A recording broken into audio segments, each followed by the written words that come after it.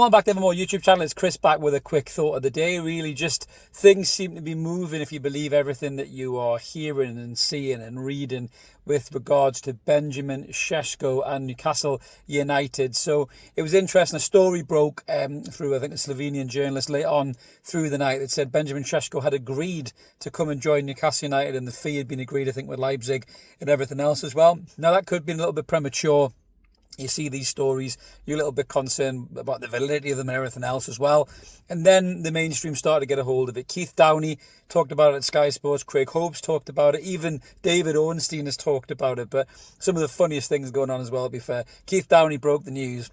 And then cut to a real bitter Mark Goldbridge, United on the United stand, talking about Sesko, because these lot are convinced this kid is signing for them, still convinced, even though they clearly don't have the capital right now to go and buy him. They've got to move players on, they've got to do things. They're talking about throwing Højlund in there as a loan deal. No one's even said Leipzig even want Højlund. This has just been chucked out there by, you know, cartel sucking journalists like Jacobs and people like that as well. But even Jacobs is talking about Newcastle's bid for the player. So the bid apparently, I think, is in excess of 70 million. So 65 million quid up front, I think, and then 4 or 5 million quid in add-ons. But Newcastle have been talking to Sesko and his camp for weeks now. Absolutely weeks.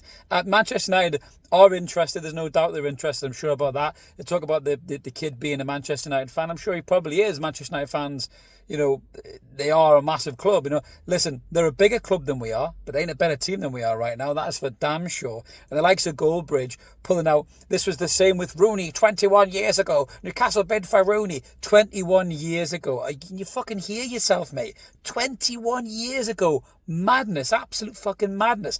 That would have been like us saying we should have signed Haaland because, you know, we signed Shearer from Manchester United's grasp in the 90s, you know, and City were after him. Get a fucking grip, man. Honestly, Liverpool and Manchester United fans in this transfer window so far, between Isak and this Sesko stuff, have absolutely embarrassed themselves. They really have. I know a lot of proper fans of Liverpool and proper fans of Manchester United won't be lowering themselves to these ridiculous comments. It's all the plastic fans, and this is what you get from years of being at the top of the table. This is what you get for years of being one of those types of clubs where you get these glory hunters and these hangers-on from all these different sides of the world, and they have these accounts on X, you know, when the pictures Cristiano Ronaldo or some crap like that, you know, and they've got 40,000 followers just talking about how class Manchester United are, even though they weren't and haven't been for the last few years. They were 15th last season, and they still think that players will want to come and join them because they're Manchester United. That's not the way it works all the time. We can offer Benjamin Sesko Champions League football, and I think we can offer him the spot as the main centre forward for Newcastle United, because I still think Alexander Isak potentially could be leaving the football club. I think for Newcastle United, I know Liverpool said they weren't going to bid again, you know, and I said the other day, you know, get him back to training, get him sorted. I still believe that. Get him back to training next week. That's going to be an awkward trip back for Isak if he even bothers showing up.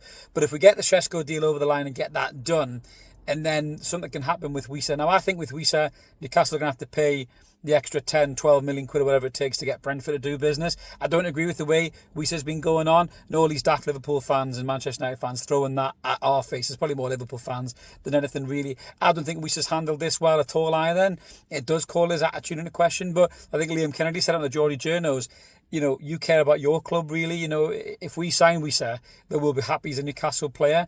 We'll be happy with the way he's gone on at Brentford and find it disrespectful. But, you know, Brentford have lost Ivan Toney, Brian and Burmo, and probably going to be Wissa as well this transfer window, the last few transfer windows. So, unfortunately, Brentford are selling the club. They've lost their manager. He's the Spurs manager now. That's the situation that they're in. They are a selling club. Newcastle have been a selling club over the years. We lost loads of players to, you know, to bigger clubs. You know, I go back to Andy Cole to Manchester United. You know, Johan Cabaye to PSG, Demba Ba to Chelsea, you know, Debussy to Arsenal. All these types of players that we lost, Shea Given to Manchester City over the years. You know, we've lost players over the years. But Newcastle have told Liverpool that they're nowhere near their valuation, and that's fact. So that's the way the Alexander Isak deal is right now. Now, one of the big things, I think, to change the narrative on this Alexander Isak thing would be us signing a proper A-class striker, and Benjamin Sesko would fit that mould. He's 22 years old. He's probably where Isak was when we're signing from Sociedad, but his goal record's probably better than Isak. He's got a little bit more to his game. He's stronger. He's got a harder shot. He's better in the air.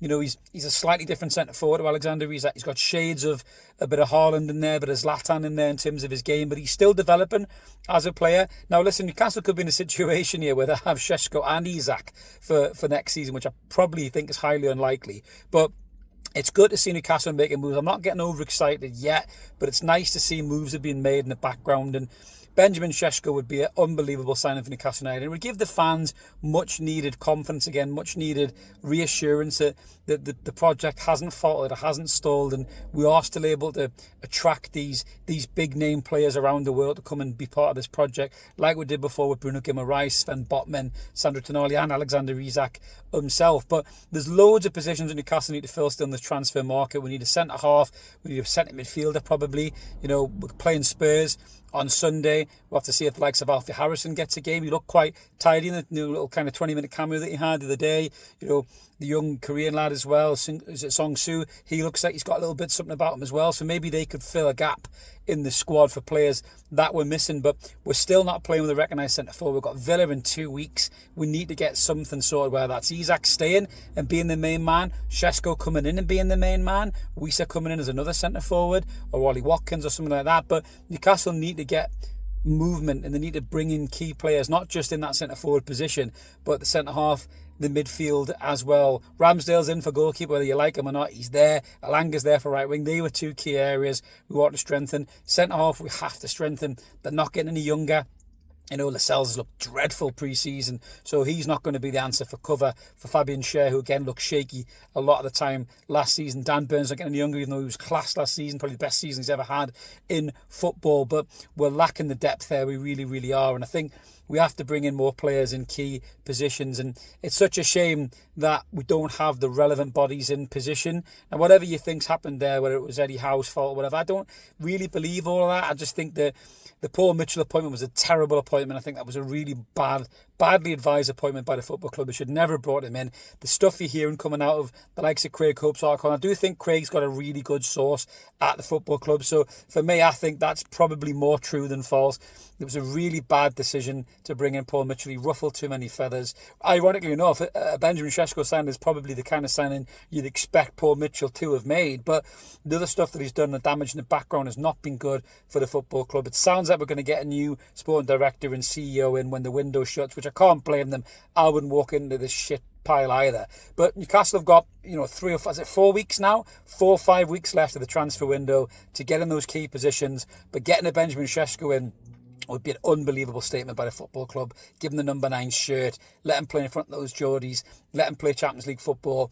I'd be really excited to see what this kid could do. But I'm trying not to get too carried away until it's a little bit further down the line. But it sounds like we are in a stronger position to meet the valuation to Leipzig, to pay the personal terms that the player wants, and Manchester United are still rattling around their cupboards trying to get their shit together before they decide to do anything. Now, we've been burnt here before, so I'm not going to get overexcited, but it's nice to hear that Newcastle are doing something in the background still. We've been spurned so many times this summer. Let's hope this one comes off. Let us know in the comments below, guys, what you think. Do you think Sesko's going to come off? Are you excited about it? Do you think it means Isak's leaving? Or do you think there's still a chance Isak will stay? Let us know your thoughts about it.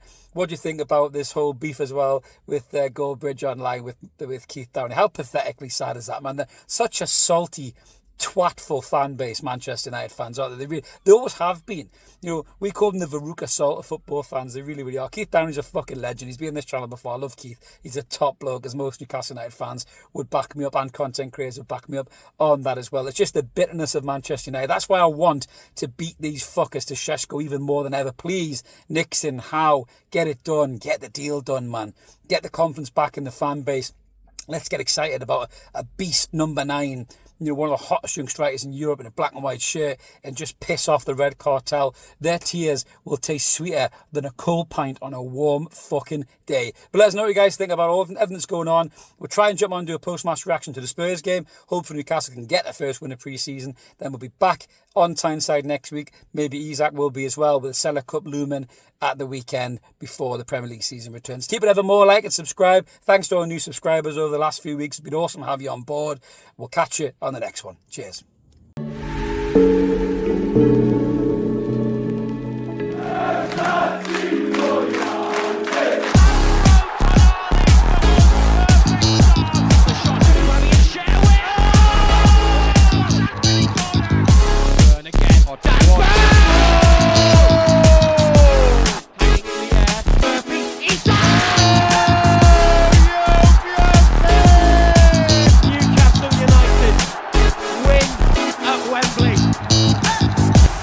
those heroes celebrate.